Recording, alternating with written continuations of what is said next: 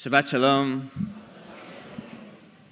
A few weeks ago, I was teaching a lesson at the Early Childhood Center about Simchat Torah. I was explaining why we celebrate this holiday by finishing and then immediately restarting our reading of the Torah.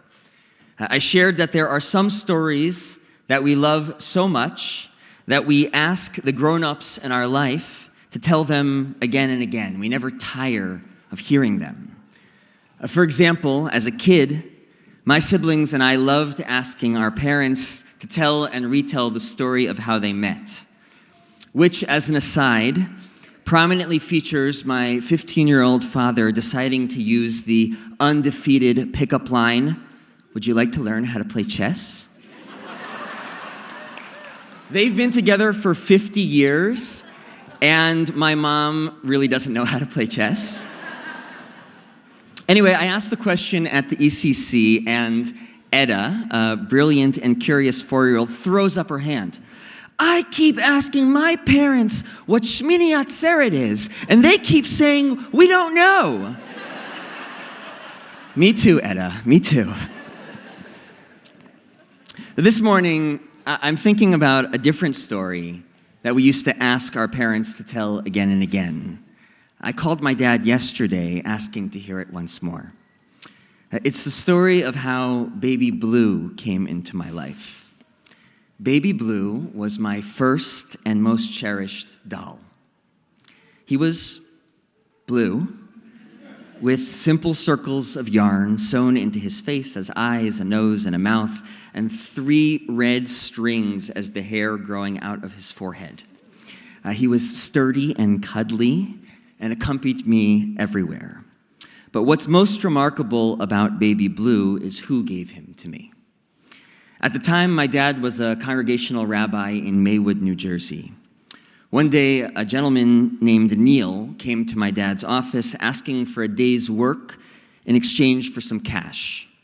Neil was an unhoused veteran who was clearly navigating a whole host of mental health issues.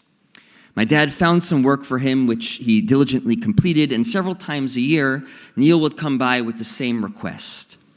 Over time, their relationship grew, and when my grandparents moved out of their home, my dad hired Neil to help him with the move, agreeing on a set amount as compensation. The work took longer than anticipated, so my dad offered Neil a little extra money, which he only agreed to accept on the condition that he could buy my dad a slice of pizza on their way home. A few months later, my dad hired Neil to repaint the room that the newest member of the family, yours truly, would soon move into. Neil showed up that day with Baby Blue, a gift for the new baby and his new room. I love this story for so many reasons. For the kindness exemplified by both my father and Neil, for the generosity that flowed between them, for the ways they shifted roles throughout their relationship, giver and receiver, a dynamic dance amidst the clear power difference of their circumstances. I love the lesson it teaches about the dignity of work and the integrity of fair compensation. I love that the doll that made me feel safe came from someone who my dad helped feel safe. But as I think about this story this morning, it's tinged with a sense of sadness and fear, because it is clear that the story that has captured the imagination of far too many voters in this country is a rejection of the very premise of what happened between my father and Neil.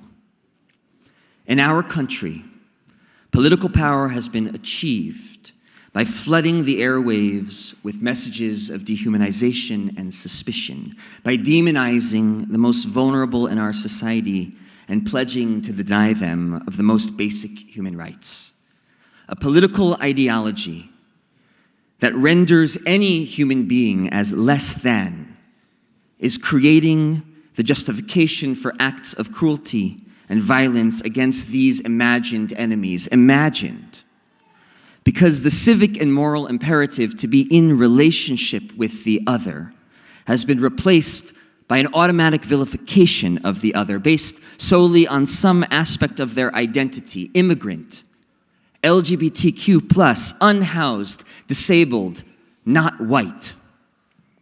The message, broadcast from the perch of political power voted for by too many people, is to shut the door in Neil's face, telling him to fend for himself. One of the central concerns of the Torah is the question of how to build a just and moral society. Law and memory are the primary tools of this project. Laws that establish protections and rights for the vulnerable, that steer us away from our selfish and self-absorbed tendencies, and memory of the foundational experiences of power and powerlessness, which must always inform our behavior in contemporary relationships. It is often said that the formative experience of slavery in Egypt, of witnessing and experiencing the perversion of power, drives the mandate to create a society that is the antithesis of Mitzrayim, not narrow in its scope of concern, but expansive. I want to suggest that it is not only the negative example of Mitzrayim that informs this mandate, but another place as well. From this week's Parsha, the city of Sodom. What makes Sodom a bastion of cruelty and injustice? A city without even a minion of righteous people, a city ultimately destroyed because of the pervasiveness of its wickedness. Let me start by saying, it is not because of the homophobic explanations offered by too many religious leaders over the centuries, an interpretation that in and of itself has been a justification for violence and discrimination against the LGBTQ+ community. Rather, the rabbis of the Talmud are clear. The cruelty of Sodom is characterized by its xenophobia, its treatment of the poor, and its perversion of justice. Sodom, the rabbis teach, was a city blessed with an abundance of natural resources. The land was fruitful and gold could be found just beneath the surface, but this wealth was not to be shared. The people of Sodom would say, "Those who come into our city come only to rob us of our property. They come to take what is rightfully ours." So they upended in Sodom what had been the law of the land, now denying rights to the stranger, the immigrant, the wayfarer. They were no longer welcome here. A proclamation was issued throughout Sodom. Kol mi shehu machazik bepat lechem oni ve'evyon yisaref ba'esh.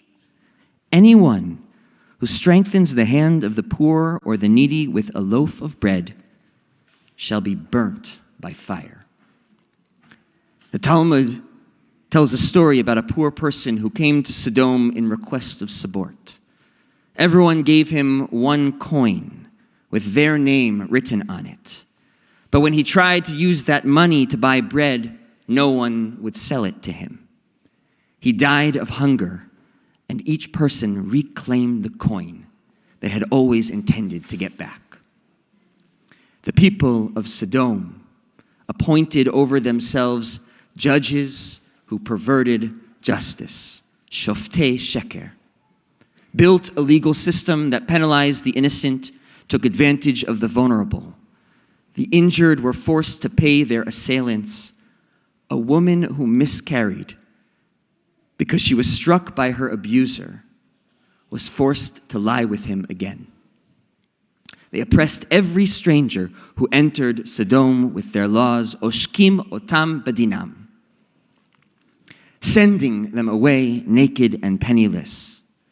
They were maximally cruel to those who had the least, to those who sought refuge in their abundant and wealthy land, to outsiders who weren't born with the good fortune of being a native of Sodom. This is the city burned down for its wickedness and etched into our collective memory as the antithesis of the society we strive to create. And so, in a moment in which there are those who want to rebuild Sodom, what must we do to resist? Friends, I don't have, nor do I know the full answer to this question. I don't have a complete map to lay out before us today, but I want to suggest a first step, a foundational step. Without it, as the Torah understood, there is no pathway to a just society. Ve'ahavtem et hager. You shall love the stranger. The stranger who resides with you, Leviticus teaches, shall be to you as one of your native born. Love him as yourself, for you were strangers in the land of Egypt. This, in Shai Held's words, is the Bible's moral revolution. Loving your neighbor who is like you, whose identity you share, is not enough. You must stretch the boundaries of love to wrap into its embrace the stranger, the ger. In the context of the Torah, the ger is a non-Israelite resident of the land who has no family or clan to look after them, an outsider, who is therefore vulnerable to social and economic exploitation.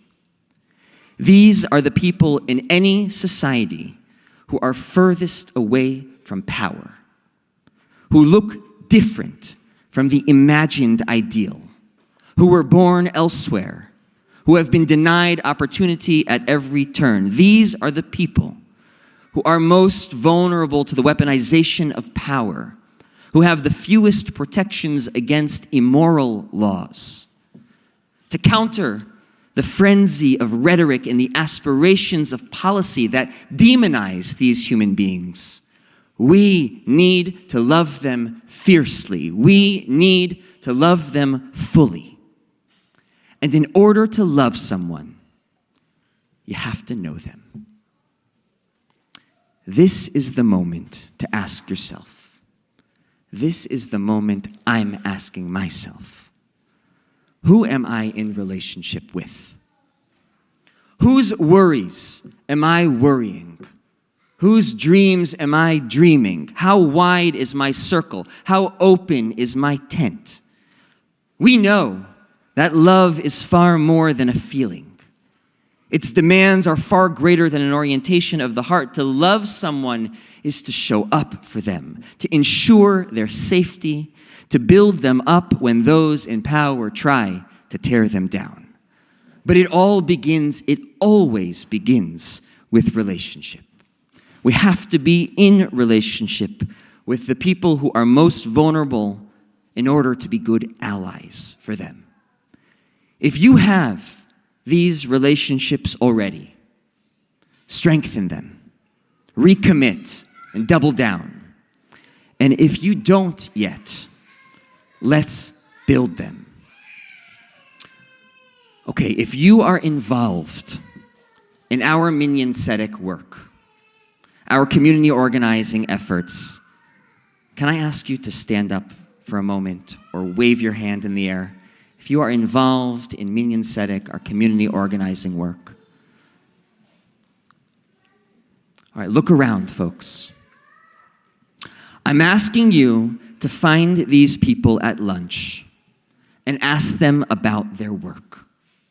Ask them about the relationships they've built, the stories they now hold as their own. Ask them who they love and what's been transformed by that love. Ask them who they're fighting for and what it's going to take to win. Ask them about the joy of their work. Ask them why they're grateful they got involved. And then join them. And you don't have to wait long. This Tuesday night, 7 p.m., and the third Tuesday of every month, Minyan Tzedek is hosting a virtual meeting for the community to reflect on this political moment and where we can go from here, to chart the course for the upcoming year's organizing agenda, to ensure that we're building and strengthening relationships with those who are the most vulnerable. Let's answer the call. Ve'ahavtem et hager, love the stranger, one step at a time. Shabbat Shalom.